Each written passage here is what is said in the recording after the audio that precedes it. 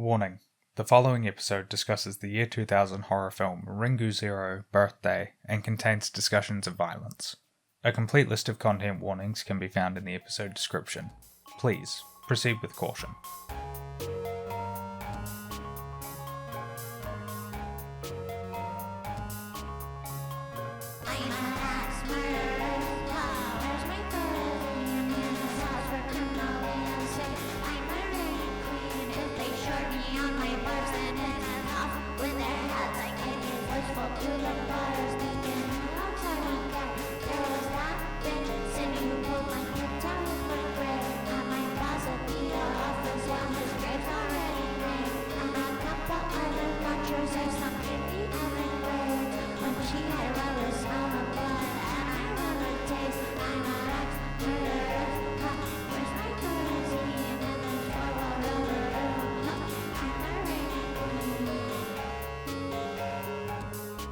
This is Take 2.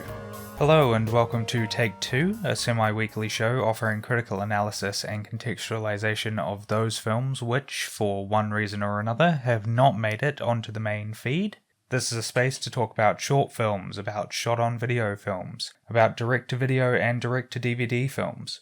On today's episode, we'll be talking about the January 2000 film Ringu Zero Birthday, the fifth film in the wildly popular J-horror series Ringu. Now, I have a bit of a confession. I have actually not watched any of the Ring films. I thought that I had. For a long time, I thought that I had watched the Ring films. As it turns out, I had actually watched The Grudge, and I was just terribly confused.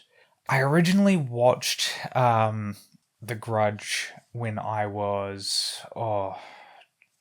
probably 8 years old. And I say I watched The Grudge. I watched part of The Grudge. It was too much for me. I've said again and again on this show that I was a very, very timid child. And so a film like The Grudge, it was just too intense. It was too much. And it completely fucked me up. I came away from it really, really shaken, the 10, 15 minutes that I had actually watched the thing. But over the years, I had accumulated knowledge of what Ring was as a series, like what the premise is. I knew about the cursed tape and that you watch it and then you die. I knew about Sadako crawling out of the well, or Samara climbing out of the well, but I had not actually watched any of the films. It wasn't until last year, actually, that I watched the original Japanese Ring for the first time, or Ringu. This is so confusing because there is a 1995 television movie called Ring, and that is technically the first Ring film. Ring 1998 is the first theatrical adaptation, and it was last year that I finally watched that. I had not seen the Gore Verbinski film. I thought that I had, but again, it turns out that I had actually watched The Grudge. I've seen Rings, the latest American adaptation. I went and saw that in the cinema with my best friend Alex, Zip, and I actually really enjoyed most of that film. I enjoyed about half of that film. I think that the first half of that movie might be one of the most exciting horror sequels that I had seen in quite some time, but that quickly goes off the rails and becomes by the end just absolutely unwatchably bad. We're not here to talk about that film though. We are here today to talk about Ringu Zero, which is, as I said, the fifth Ring film.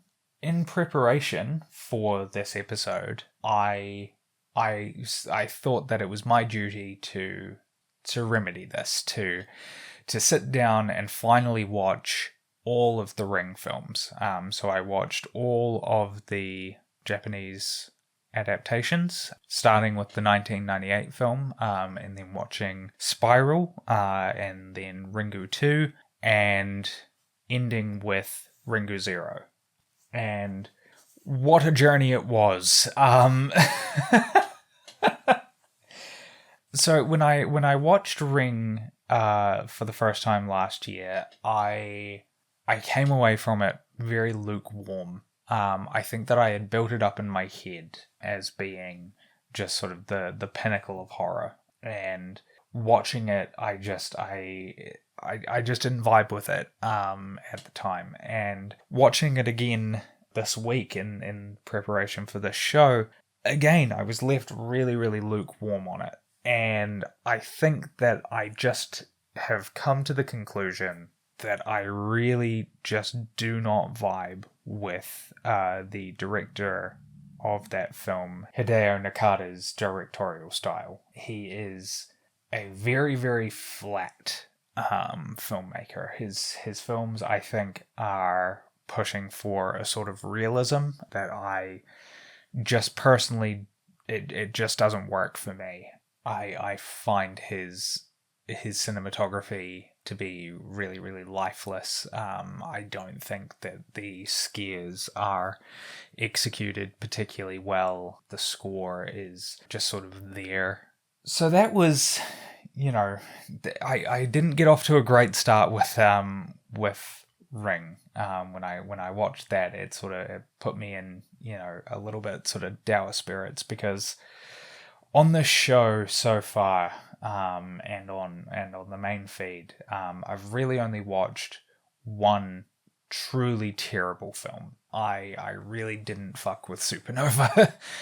Isola, from last week's episode of Take Two, that film has quite a lot of flaws, but ultimately I think was, I didn't come away from it feeling, just sort of dejected in the way that I did coming away from Ring. My opinion of the series, though, shot up pretty much immediately after, though.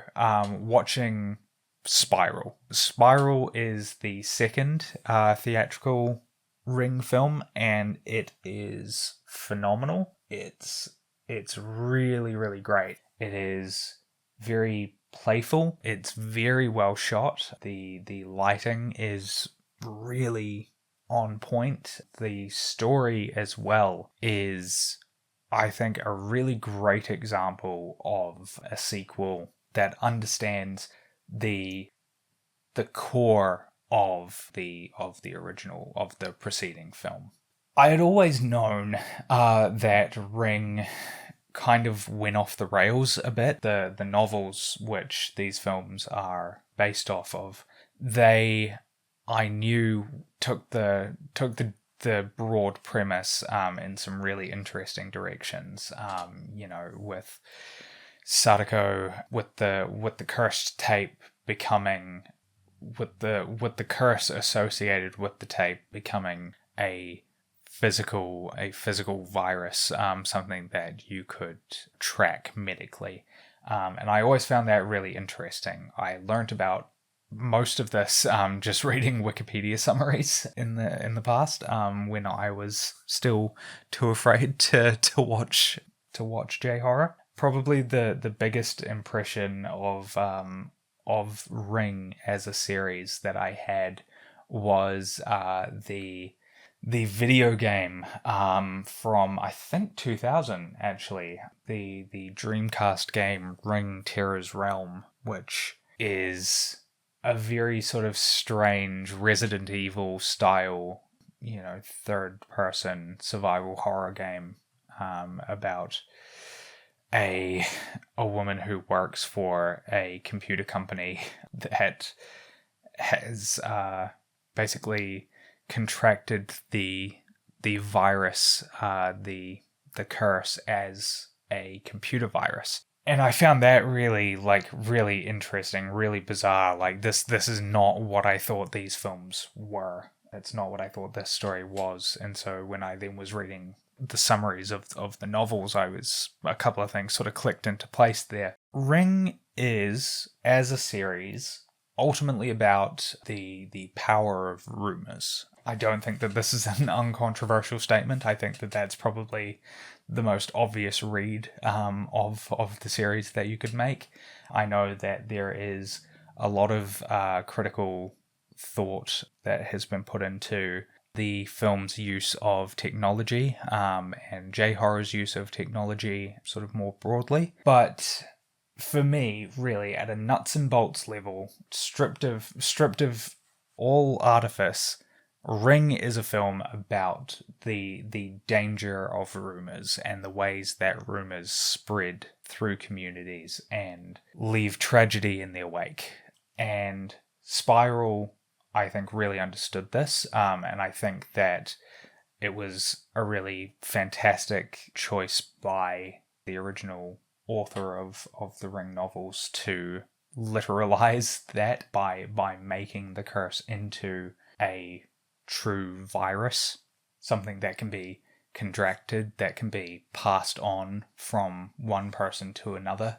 Spiral adapts the novel of the same name in the Ring series, and as I said, was really phenomenal. I found it really engaging. I enjoyed watching it, and I thought that it was a really unexpected film, especially coming off of Ring, which I was so lukewarm on, and then immediately I watched Ring 2, expecting more of the same, and instead I was greeted by a really cookie cutter sort of sequel. Ring 2 is, I would say, the default sequel. It is what you would, when you think of what you would do in a sequel to Ring, I think that it's pretty much exactly what you would expect. It's basically just Ring happens again. You know, it's changed up in a couple of key ways. Sadako becomes psychically bonded with a child who is able to sort of call on her, summon her at will, which is interesting as a concept, but doesn't really go anywhere. And again, I was so disappointed in the film. And immediately I recognized why. Hideo Nakata strikes again and just delivers another really bland, lifeless film. This film, like, it looks so much worse than Spiral. I don't know how that's possible. I know that there was a pretty quick turnaround on all of these films. They were, I think, all made within basically a year of one another. And I know that puts a lot of constraints on, what you can achieve, but still, it was just kind of shocking to me that we went from this really colourful, Spiral and then into just browns and beige, earth tones, people, browns and beige. Ringu Zero, we're back on top, baby. I immediately recognized the director as the director of Kakashi, a great film about a young woman who goes in search of her brother in a small town that sort of, I suppose, worships scarecrows. That's a really, really great film. And then also POV, a cursed film, a found footage film from 2012, which is also really phenomenal. Really, really minimalist for the most part. A lot of in-camera effects used for the scares, which I always appreciate. Ringu Zero, though, was, like Spiral, a film that understood the core of Ring, of the series, and understood that these were films about the dangers of rumors again. And this time, as the title implies, we are watching a prequel. It is talking about Sadako's backstory, how she came to be trapped in the well, and the build up to that, her motivations, what sort of drives her anger, what led to the creation of the curse in the first place. Like, how did that all begin? And I think the filmmakers make the really smart decision to kind of leave a lot of that up to interpretation. This does not show, in the way you might expect, it does not show how the tape was actually made. It doesn't show you what physically had to happen for Sadako to imprint herself on this tape, and for that to be, who its first victims were and all of that sort of business.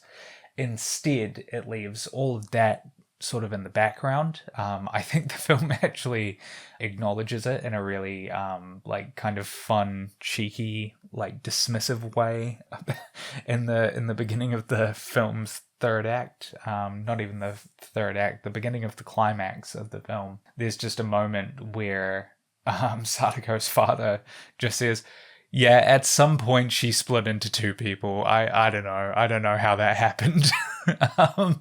And I think that does a great job of capturing the mood of this film. This film instead is more interested in character, in Sadako as a person. It is a film that has a lot of empathy for this person who, up until this point, we had only known as a vengeful spirit, as a force of nature out to destroy the world. And Ringu Zero makes a point of going, no, Sadako was a person. She was a normal girl, just like you and me, who had problems and who did not receive the proper care that she needed. And that's so good as a premise. I don't know what to say. It's so compelling as a backstory for one of the most iconic horror villains of all time. And it doesn't do it in a really sort of perfunctory way. It's not trying to do the whole Leatherface is really just misunderstood. It's not doing that. It's hard to sort of define the difference between why I think this is, why this is good and why the you should sympathize with, with Jason Voorhees, why that doesn't work for me. But I think it really does just come down to execution. This is a very well-made film. I think that it, again, looks really great. I think the cinematography in this one absolutely pops off. I think the color grading is really good. But the thing that really holds it together is Yuki Nakama, who portrays Sadako. She is just a phenomenal actress.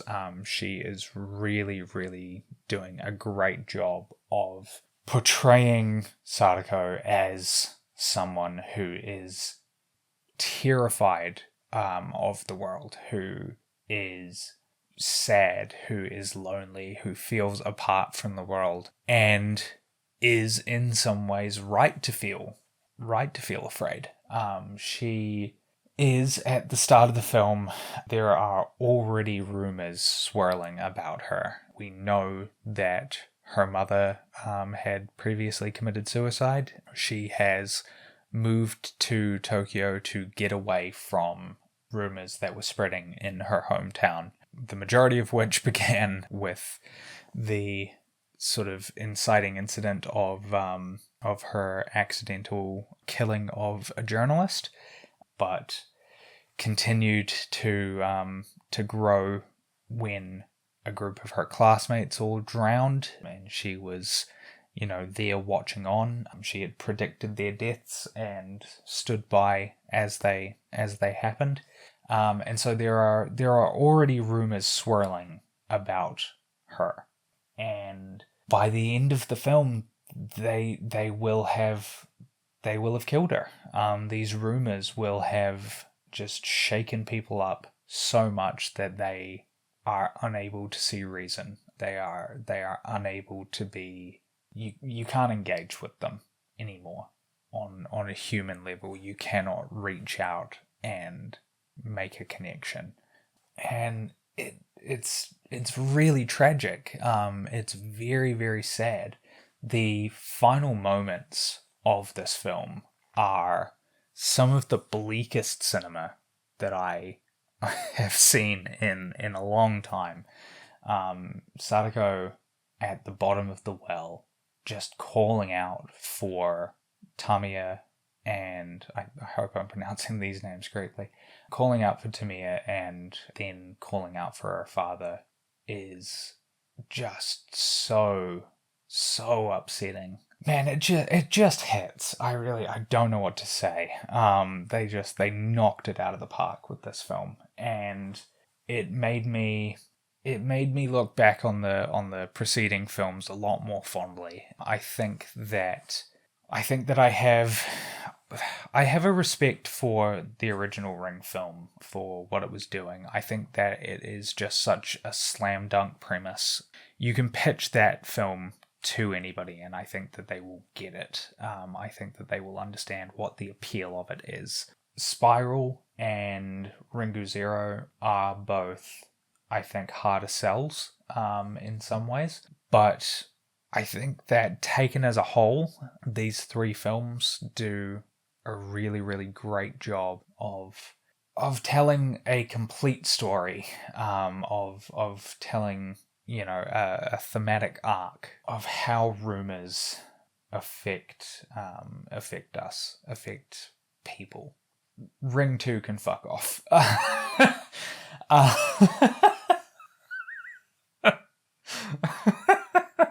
Okay. I think I'll leave it there. I'd like to thank Yanka Glonis for the use of her track Axe Murderess off of the album Funtime Party Gal. A link to that album and to their Bandcamp can be found in the episode description. If you have any comments or queries regarding the show and you want to get in touch, you can do that on Twitter at Most Maligned or via email mostmaligned@gmail.com. If you could please take a moment to leave a rating and review on your podcast platform of choice, I would really appreciate it. Good word of mouth is so important in helping to increase this show's listenership, especially in these early days. It will be 2 weeks until you hear from me again on this feed, but next week on the main show we'll be discussing February 2000's Bruiser, a forgotten George A. Romero slasher film.